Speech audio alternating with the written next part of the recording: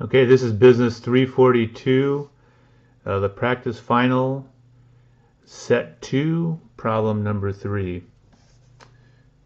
Assume that large companies' stocks earned 11.4%. So that's basically saying that the market return is 11.4% because it says large company stocks. So that's kind of like overall for the market over a period of years.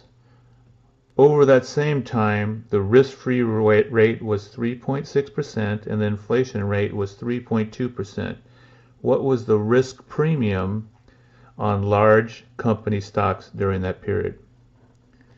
So the risk premium, they're talking about for the market for large stocks. So it's kind of like the market risk premium. Later on, some of the later chapters in the book, it was called market risk premium.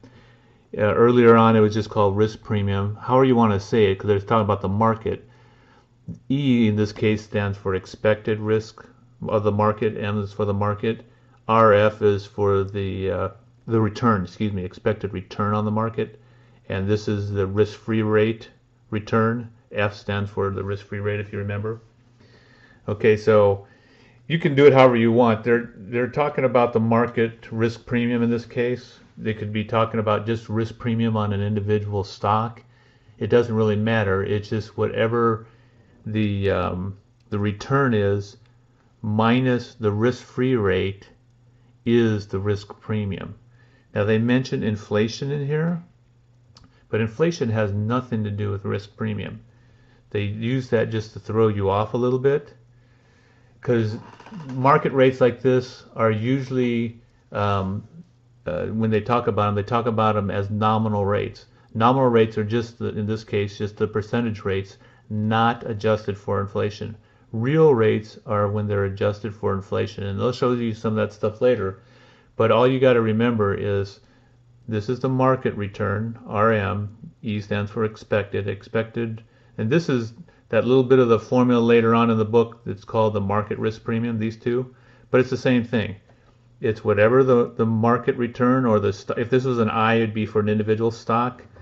Whatever that return is minus the risk-free rate is what's called the risk premium.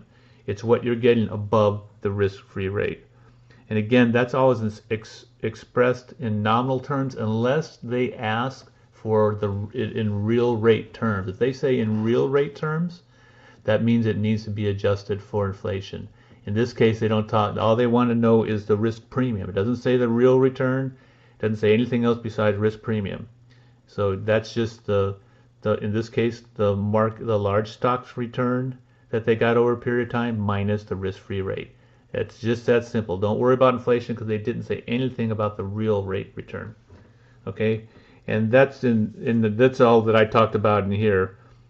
Is just talking about how the risk premium is expressed as a nominal rate, not adjusted for inflation. If the question had asked for the real rate, then you'd adjust it for inflation, which is the risk premiums on page 62 of your workbook. The real rate, when you adjust it, it's called the Fisher effect. It's on page 34 of your workbook, but it says rates are always expressed as nominal rates unless the question asks for real rates. And just to show you what it says about risk premium in your book on page 62, it's just a real short section, and it says risk premium. It says the reward for bearing risk, the difference between a risky investment return and the risk-free rate. So that's all it is. So in this case, you don't adjust for inflation, so you just take the 11.4% that was the large stock market return, you minus the risk-free rate, and this is your risk premium. That's all they ask for. So 7.8% is B, and that's the answer to this question. So that's business 342, the practice final, set 2, problem number 3. That was my, I'm getting the message.